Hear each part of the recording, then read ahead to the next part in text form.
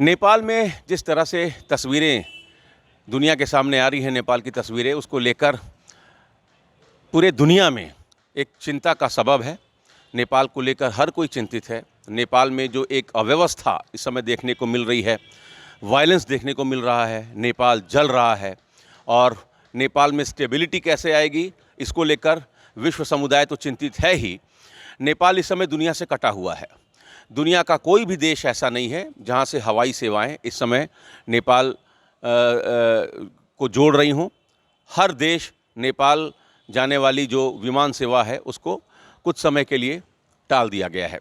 भारत ने भी जितनी भी विमान सेवाएं थी उस पर अस्थायी रोक लगी हुई है अपने यहाँ भी।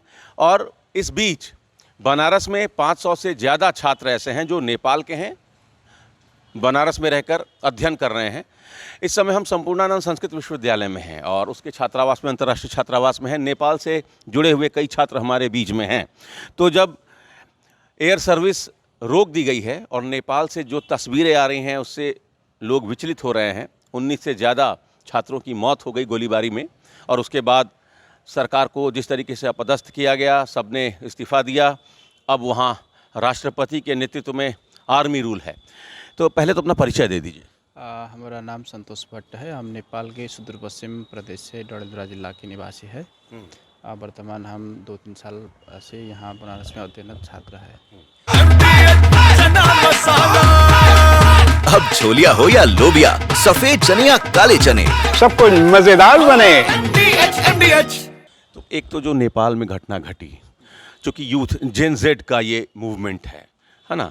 जेन जेड यानी 1997 से 2012 के बीच जिन लोगों का जन्म हुआ उनको जेन जेड कहा जा रहा। ये मूवमेंट उन्हीं का है। बताया गया कि ये मूवमेंट अराजकता को लेकर, जो करप्शन है, जो बेरोज़गारी है, जो अवसर में असमानता है, आय में असमानता है, इसको लेकर वहाँ का युवा नाराज़ था और इसलिए ये मूवमेंट शुरू हुआ। लेकिन अब तो स्थिति ये है कि पूर्व प्रधानमंत्री प्रचंड के मार्केट में भी लूटमार हुआ, नेताओं के घर में लूटमार हो रही है, बाकायदे हत्या कर दी गई एक पूर्व प्रधानमंत्री की पत्नी की, जिंदा जला दिया। इस तरीके की तस्वीरें आ रही हैं। तो यूथ मूवमेंट आपको लगता है भटक गया? हाँ, नहीं, अब इतना वो भी नहीं है, पर युवा का एकदम जायज़ मांग था।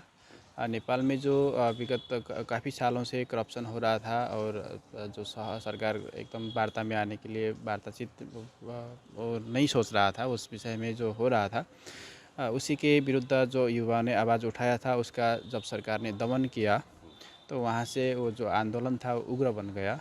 तो उसके बावजूद ये जो भी घटनाएं हुई है वो उसका सामना करना पड़ रहा है।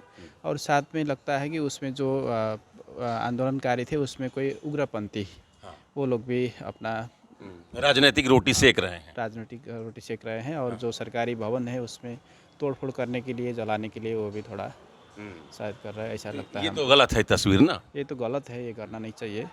जायज़ मुद्दा को उठाना चाहिए। लोकतांत्रिक देश में लोकतांत्रिक पद्धति से ही वार्ता होनी चाहिए, ये हमारा कहना है। तो अब जो छात्र यहाँ फंसे हुए हैं वो क्या करेंगे? चूँकि वहाँ जो व्यवस्था पटरी से उतरी है वहाँ समय लगेगा। तो आप लोगों के घर वाले चिंतित हैं, आप लोगों से संपर्क स्थापित हो पाया है? संपर्क तो हो ही रहा है, पर अब घर वाले से ज़्यादा चिंतित हम भी हैं। जब प्रवास में बैठे हुए हैं तो स्थिति, देश की स्थिति ऐसी बन रही है, घर में क्या होगा, देश में क्या होगा, ये सब चिंता होना स्वाभाविक है। पर फिर भी जो कल रात को 10 बजे से जो नेपाल आर्मी ने वहाँ का सुरक्षा जिम्मा लिया है, उसके बावजूद थोड़ा सा ये साम्य हुआ है। तो अपेक्षा करते हैं कि आगे आने वाले दिन में शांति होगी। जो भी होगा, जो भ्रष्ट थे उनका तो राजीनामा आ गया है। तो अब आने वाली व्यवस्था में अच्छा होगा, सुबह होगा, यही कामना करते हैं। यही कामना करते हैं। हाँ। आपका क्या नाम है सर? मेरा मेघराज चतुर्वेदी नाम है। कहाँ के रहने वाले? मैं नेपाल से हूँ, नेपाल बाकी जिले, नेपालगंज नगर से। तो जो अब तो केपी ओली पूर्व प्रधानमंत्री कहेंगे उनको, जो उन्होंने सोशल मीडिया पर प्रतिबंध लगाया, कहा गया वहाँ से मामला बिगड़ गया, वहाँ से जो आक्रोश था, जो उग्र भीड़ थी, वो बिल्कुल अराजक हो गई। आप मानते हैं क्या वाकई सोशल मीडिया पर बैन लगाने से ये पूरा जो मूवमेंट है और ये नेपाल को बिल्कुल जला दिया गया? सोशल मीडिया जो प्रतिबंधित किया गया था वो नेताओं का जो जो उनका जो काला जो चेहरा था उसको दबाने के लिए उन्होंने बंद किया था अपना। लेकिन जो जेनजी ने जो आंदोलन किया था वो उनका शांतिपूर्ण था, कोई तोड़-फोड़ इत्यादि नहीं कर रहे थे। जो बाहरी अराजक तत्वों ने घुसकर उन्हीं के नाम पर वो दंगा किया। उनको बदनाम करने की भी बदनाम के कोशिश। लिए उनको बदनाम किया, क्योंकि बच्चों ने क्या करेंगे, 15 से 20 साल बच्चे क्या कर लेंगे इतना, वो जाएंगे अपना काम शांति से कर रहे थे। लेकिन जो बाहरी तत्वों ने आकर प्रवेश करके जो दंगा किया, फिर उधर से सरकार द्वारा गोली चलाया, ये लगता है कोई पार्टी द्वारा अंदर से खेल खेला गया था, मतलब ये सुनियोजित था। सुनियोजित था। क्योंकि बच्चे क्या कर लेते इतना। तो अब घर वालों से बातचीत हो रही है आपकी? हाँ जी, हो रहा है तो वो लोग सकुशल हैं ना? जी, सकुशल है। वो बोल रहे थे कल थोड़ा कुछ दंगा हुआ था, लेकिन अभी शांत है, अभी शांत। अभी शांत है व्यवस्था। तो यहाँ से पढ़ाई लिखाई करने के बाद कौन सी पढ़ाई कर रहे हैं आप? मैं मास्टर कर रहा हूँ, आचार्य। आचार्य। तो नौकरी जो कहीं आचार्य तो या तो प्रोफेसर बनेंगे किसी स्कूल में, कॉलेज में, तो नेपाल को प्रेफरेंस देंगे या भारत में भी कोशिश करेंगे? अब समय अनुसार होगा वो तो नेपाल में लगता है कि इस आंदोलन के बाद से स्थितियाँ सुधरेंगी, नौकरी के अवसर बढ़ेंगे, करप्शन कम होगा, उम्मीद है? जैसे जो अब आज के बाद अगले जो जाएगा सत्ता जिसके हाथ में रहेगा, वो अब हमको आसान लग रहा है कि अच्छा होगा, वो अच्छा ही रहा। और आगे ना जो जनरेशन है उनको अच्छा होने वाला है, के लिए होता है अच्छा ही होगा। अच्छा ही होगा। आपका नाम क्या है? मेरा नाम सुदीप भंडारी है और मैं नेपाल से हूँ, पूर्व से हूँ, झापा से हूँ। और क्या कहना चाहते हैं? मैं यही कहना चाहता हूँ कि जेनजी ने जिस आंदोलन किए ये एकदम सकारात्मक है और सही है। और इसने देश का जो भी वो पूर्व नेताओं थे, इनका जो भी करप्शन था वो ये नष्ट हुआ। सोशल मीडिया तो बस एक माध्यम हुआ, एक स्टेप हुआ। ये तो जब ये स्टेप से ये बिखर गया, मेन कारण सोशल मीडिया नहीं है, करप्शन है। और इसके बाद सोशल मीडिया तो एक स्टेप है, यही है। युवाओं को लगा कि ये सोशल मीडिया पर बैन लगाकर जो उनका काला चिट्ठा सामने आ रहा था उस पर वो रोक लगाने की कोशिश कर रहे हैं। हाँ, ये युवाओं को वैसा लगा, पर हम युवाओं को तो पता ही था ये कर रहे थे, ऐसा तो था, पता ही था। पर वो सोशल मीडिया में बंद कर दिया, इसीलिए उग्रपंथी शुरू हुई। तो अभी आपके यहाँ शांति है? हाँ, अभी यहाँ तो शांति है, घर में भी शांति है, अब सब कुछ ठीक है। अब जो भी होगा अभी अच्छा ही होगा। क्या नाम है आपका? मेरा नाम माधव प्रसाद रिजाले, मैं नेपाल से ही हूँ, मैं विराटनगर से हूँ। विराटनगर से। जी, तो आप क्या कहना चाहते हैं, क्या पढ़ाई कर रहे हैं आप? मैं अभी शास्त्री प्रथम वर्ष में हूँ। शास्त्री प्रथम क्या वर्ष। क्या कहना चाहते हैं? मैं यही कहना चाहता हूँ कि जो नेपाल पर जेनजी युवाओं ने जो आंदोलन किया था, वो जेनजी युवाओं ने क्या गया आंदोलन, वो सब ठीक है। वो भ्रष्ट नेताओं के लिए और भ्रष्ट नेताओं को हटाने के लिए वो जो भी किया था वो अच्छा के लिए।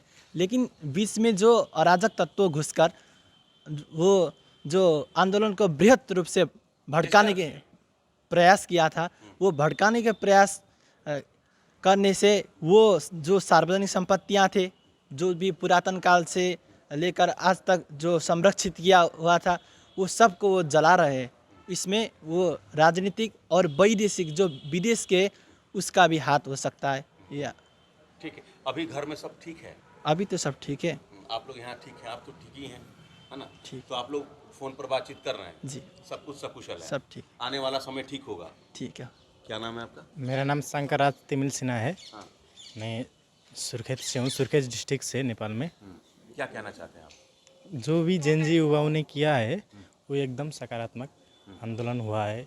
जितने भी नेताओं ने करप्शन कर रखे थे उसके लिए लड़ाई था, और उसी के बीच में सोशल मीडिया बंद करने के बाद थोड़ी आक्रोश ज़्यादा हो गए थे युवा लोग, इसीलिए उसके बाध्य हो गए बोलने के लिए ज़्यादा। अब उसमें बीच में नेता के कार्यकर्ता लोग और जो थे उन्होंने आकर के ज़्यादा ही मामला खराब किया। मामला ख़राब होने के बाद इतना बड़ा हादसा हो गया। बस एक आखिरी कमेंट ले लेंगे आपसे। ये जो दो नाम आ रहे हैं, एक काठमांडू के मेयर बालेन का और एक गुरुंग, ये दो नाम आ रहे हैं, आप लोगों को क्या लगता है कि जो नई सरकार बनेगी इन लोगों को उस मौका मिलेगा, या ये लोग कोशिश कर रहे थे कि युवाओं को संगठित करके एक माहौल बनाया जाए, उसमें मामला बिगड़ गया? गुरुंग और बालेन, यूथ क्या सोच रहा? जो भी हो, युवा नेतृत्व आना चाहिए और सच्चा नेतृत्व आना चाहिए। और बालेन शाह आज के युग में युवा नेतृत्व है, एकदम लोकप्रिय नेता है और जो भी काम कर रहा है अच्छा कर रहा है। तो हम लोग भी बालेन के समर्थन में हैं तो बालेन ही होना चाहिए हमारे देश बालेन शाह को यहाँ के भी युवा सपोर्ट करते हैं। में। सभी सारे विश्व के युवा सपोर्ट करते हैं, केवल नेपाली नहीं करते हैं सारे, बालेन शाह यहीं से इंजीनियरिंग किए हैं, आपको पता होगा, कर्नाटका से ही जहाँ से भी किए हैं, लेकिन सब विश्व के युवा उनको जानते हैं, सपोर्ट कर रहे हैं। लोकप्रिय काम कर रहे हैं, जनता के हित में काम कर रहे हैं, तो जनता उनको समर्थन करेगी। तो उनका मूवमेंट नेपाल के हित में है या वो सिस्टम को इंस्टेबल करने के लिए कर रहे हैं? नेपाल के हित में है तब तो जनता साथ कर रही है। यूथ साथ में है, तब जी, बालेन शाह के साथ में यूथ है। जी, नेपाल के हित में है, इसीलिए ना जनता साथ दे रही है। चलिए, तो संपूर्णानंद संस्कृत विश्वविद्यालय के वो छात्र जो नेपाल के रहने वाले हैं, इनका कहना है कि जेन जेड का ये जो जेन जी जिसको कह रहे हैं, उनका ये जो मूवमेंट था सकारात्मक था, उसमें कुछ अराजक तत्व घुस के उस मूवमेंट को डिस्टर्ब किए। फिलहाल हिंसा हुई, उसका ये समर्थन नहीं कर रहे हैं, लेकिन बदलाव होना चाहिए, और जो भी बदलाव होगा, जो भी यूथ जिनका नाम आ रहा है, यूथ लीडरशिप जो आएगी वो नेपाल के बेहतरी के लिए काम करेगी, और यूथ लीडरशिप ही होनी चाहिए, ये कहना है संपूर्णानंद संस्कृत विश्वविद्यालय के नेपाली छात्रों का। Amit Singh, TV 9 UP, Varanasi. अब छोलिया हो या लोबिया, सफेद चने या काले चने, सब कुछ मजेदार बने। MDH